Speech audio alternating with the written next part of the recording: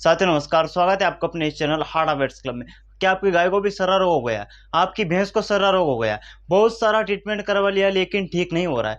कई सारे इंजेक्शन लगवा लिए लेकिन फिर भी गाय भैंस का सर्रा रोग ठीक नहीं हो रहा है।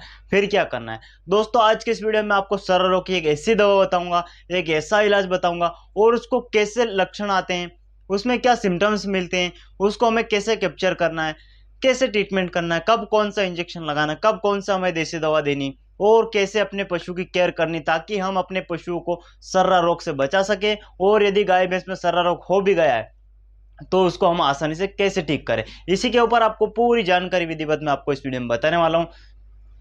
आपने यदि अभी तक हमारे चैनल को सब्सक्राइब नहीं किया है तो सबसे पहले हाड़ा वेट्स क्लब को आप जरूर सब्सक्राइब करें, क्योंकि दोस्तों पशुपालन से जुड़ी हर समस्या का समाधान हमारे चैनल पर आपको मिलता रहता है। आइए दोस्तों, बिना देर करे वीडियो हम शुरू करते हैं। दोस्तों, सर्रा रोग एक बहुत ही बड़ी समस्या है। आम दिनों में कई गायों में देखने को मिलता है, कई भैंसों में देखने को मिलता है और सबसे ज्यादा मृत्यु होती है गाय भैंस में सर्रा रोग से।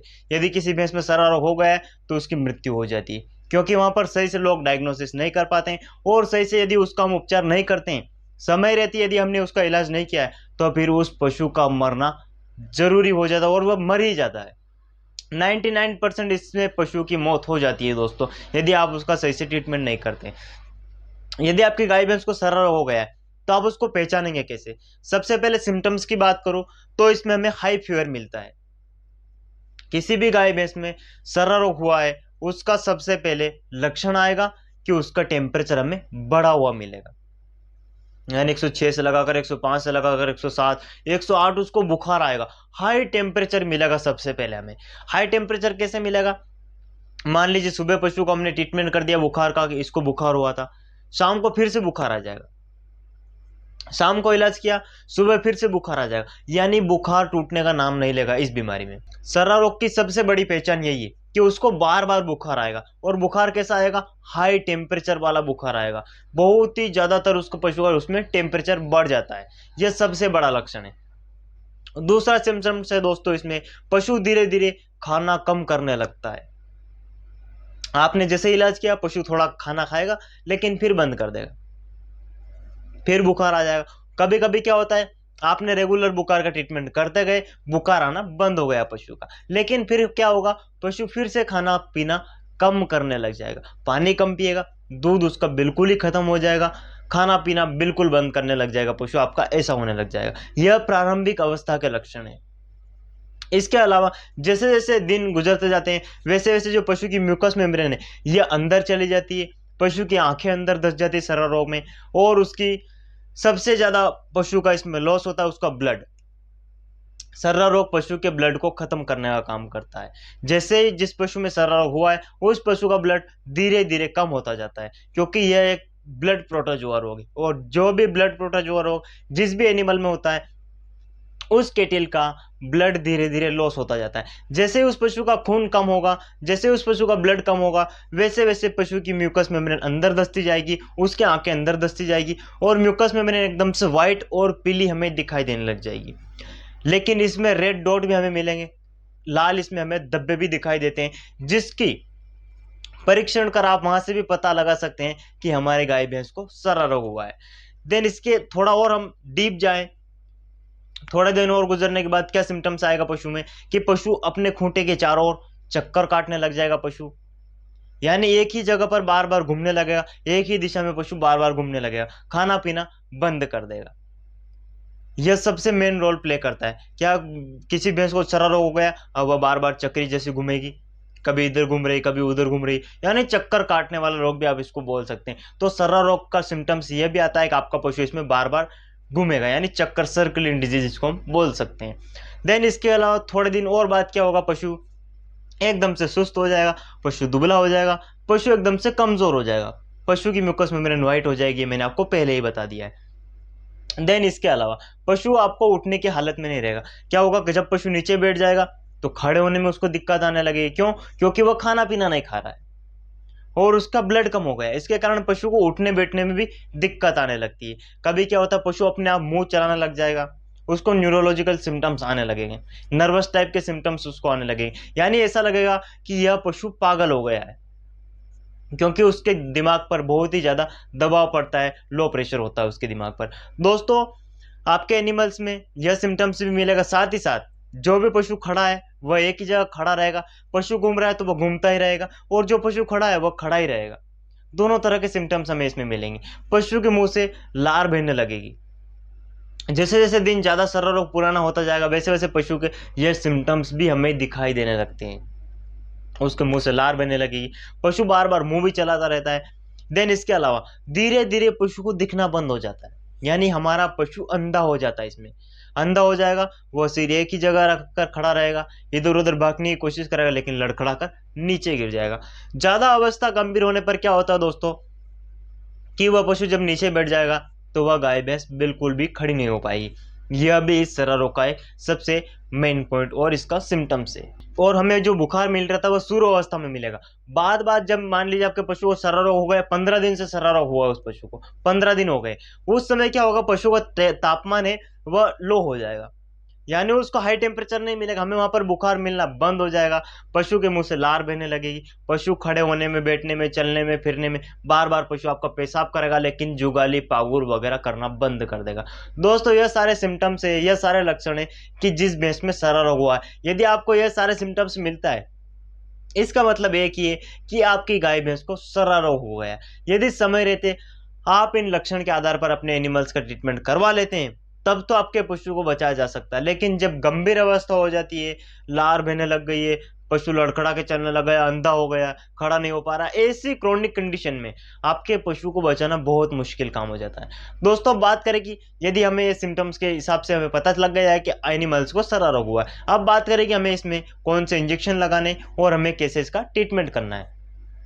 दोस्तों, इसमें सबसे बड़ी भूमिका निभाता है, जैसे आपको पता लग गया कि हमारे एनिमल्स को सरल रोग हुआ है, उसको सबसे पहले आपको करना है, आप उसको एनिमल को टेम्परेचर को हमें लो करना है, क्योंकि उस समय उसका टेम्परेचर हाई रहता है। उस टेम्परेचर को लो करने के लिए हम यहाँ पर मेलोक्सिकैम पैरासीटामोल या निमोस्लाइड पैरासीटामोल नहीं लगाना है, इन इंजेक्शन का प्रयोग नहीं करेंगे हम दोस्तों यहाँ पर प्रयोग करेंगे एनिमल्स में बेरेनिल इंजेक्शन का, जो क्या करेगा, दर्द के साथ साथ पशु के बुखार को और उसके ब्लड में जो भी प्रोटोजोअल है उसको खत्म करने का काम करेगा, उस प्रोटोजोआ को मारने का काम करेगा। तो ऐसी कंडीशन में आप 30 ml बेरेनिल पशु को दिन में एक बार 2 दिन के अंतराल पर आप उसको जरूर लगाइए। इसके साथ साथ एंटीबायोटिक का कोई बड़ा मेन रोल प्ले नहीं होता है। प्रारंभिक अवस्था में आप 1 से 2 दिन तक एंटीबायोटिक या तो एमोक्सिसिलिन फोर्ट लगाएं, या आप यहाँ पर एनलोफ्लॉक्सासिन का भी प्रयोग कर सकते हैं, लेकिन ज्यादा एंटीबायोटिक हमें इस कंडीशन में एनिमल्स को नहीं देना है। आपको सबसे पहले मैंने बताया बेरेनिल का प्रयोग करें। जब 36 घंटे बाद हमें इस इंजेक्शन को दोबारा से रिपीट करना है, 36 घंटे बाद दोबारा से आप इंजेक्शन को दोबारा लगाइए। इसके साथ ही साथ आपने यदि दो बार बेरेनिल की शॉट लगा चुके हैं, उसके बाद भी एनिमल्स को रिलीफ नहीं मिल रहा है, तो इसके अलावा दोस्तों एक और इंजेक्शन आता है, इसका सर्रा का सबसे बेस्ट इंजेक्शन है सर्राल इंजेक्शन, जो यहाँ पर आपको दिखाई दे रहा है। यह इंजेक्शन लेना है एनिमल्स को, सिंगल शॉट केवल एक ही दिन और एक ही बार लगाना है। यह 36 से 48 घंटे तक आपके एनिमल्स के शरीर में जो भी प्रोटोजोअल, जो भी ब्लड में उसके घुलनशील तत्व है, उस तत्व को वहां से बाहर निकालने का काम यह इंजेक्शन करेगा, और पशु में बढ़ते सरल रोग को कंट्रोल और कवर अप करने का यह सरल रोग दोस्तों काम करता है। तो एक बार आपको यह सरल इंजेक्शन अपने एनिमल्स को जरूर लगाना है। अब यह तो इंजेक्शन लगाने के बाद, देन इसके अलावा क्या होता है, पशु को कभी दिखना बंद हो गया, पशु को उठने बैठने में दिक्कत आ रही है, पशु जुगाली नहीं कर रहा है, पशु के रुमन का मूवमेंट नहीं है, इसके लिए भी हमें वहां सपोर्टिव थेरेपी में कुछ और भी इंजेक्शन लगाने की जरूरत पड़ती है। केवल आप इन 2 इंजेक्शनों को लगाकर एनिमल्स को ठीक नहीं कर सकते।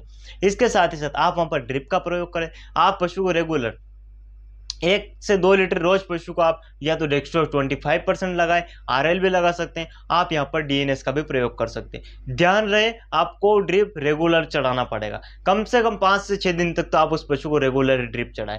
अब बात करें इस ड्रिप में डालने वाले इंजेक्शन, न्यूरोकाइंड आप उस ड्रिप में मिलाइए, ट्राइब्यूएट में इस ड्रिप में मिलाइए, आप टोनोफॉस्फेन भी उस ड्रिप में मिलाइए, और उस एनिमल्स को आप आईवी करिए, ताकि एनिमल्स के शरीर में किसी भी विटामिन की कमी ना हो। क्योंकि जब पशु बैठ गया तो उसको खड़े होने में दिक्कत आ रही है, इसका मतलब कि वहां पर विटामिन की कमी हुई है। तो आपको यहाँ पर सपोर्टिव थेरेपी में यह भी देना दोस्तों बेहद जरूरी है।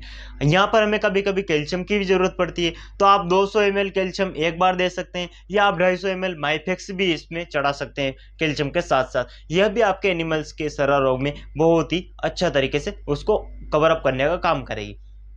मान लीजिए कोई पशु अंधा हो गया सर्रा रोग में, तो उसको दिखना बंद हो गया, ऐसी स्थिति में क्या करेंगे? ऐसी स्थिति में दोस्तों सबसे बेस्ट रिजल्ट हमें मिलता है विटामिन A D3 वाला इंजेक्शन लगाइए आप, या आपको यदि विटामिन ए का इंजेक्शन प्लेन वाला मिल जाता है तो 10-10 ml लगातार 2 से 3 दिन तक आप उस एनिमल को विटामिन ए वाला इंजेक्शन लगाइए। यदि ए वाला इंजेक्शन, विटामिन ए का इंजेक्शन यदि आपको नहीं मिलता है तो विटामिन AD3 वाला इंजेक्शन दोस्तों मार्केट में मिलता है विटेट के नाम से, वह इंजेक्शन आप लाइए, एनिमल्स को 10-10 ml लगातार 3 दिन तक लगाइए।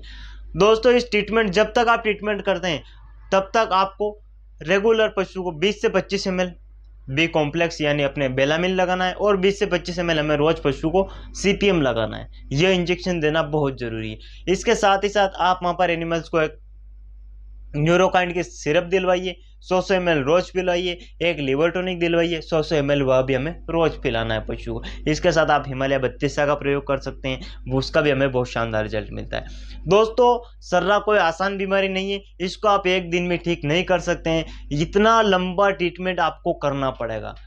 कई बार तो 1 महीने तक भी हमें इसका ट्रीटमेंट करना पड़ता है, तब जाके पशु से हमें कोई रिस्पॉन्स मिलता है। अन्यथा जिसको सर्रा हुआ है उसको मरना फिर निश्चित हो जाता है। कोई पशु 15 दिन में मरता है, कोई पशु 2-2 महीने बाद मरता है, कोई पशु 10 दिन में, और कोई पशु 2 दिन के अंदर भी इस सर्रा रोग से पशु की मृत्यु होती है, लेकिन मरना फिर जरूर हो जाता है पशु को। सबसे अच्छा इसका उपाय एक और बता देता हूँ आपको मैं, कि जैसे आपके पशु में बुखार नहीं कम हो रहा है तो आप सबसे पहले उस सर्रा की जाँच करवा लें। आप उसका ब्लड लैब में जाकर टेस्ट करवा सकते हैं, वहाँ से हमें इसमें जो भी कीटाणु उसका पता लग जाएगा कि इसको सर्रा है, ट्रिप से, इसका हमें पूरी आसानी से पता लग जाएगा। उसके बाद यदि हम केवल सर्रा का ट्रीटमेंट करेंगे तो पशु को बचा लेंगे। दोस्तों हमारी वीडियो पसंद आई हो तो आप शेयर करना बिल्कुल ना भूलें। बहुत बहुत धन्यवाद। Thank you.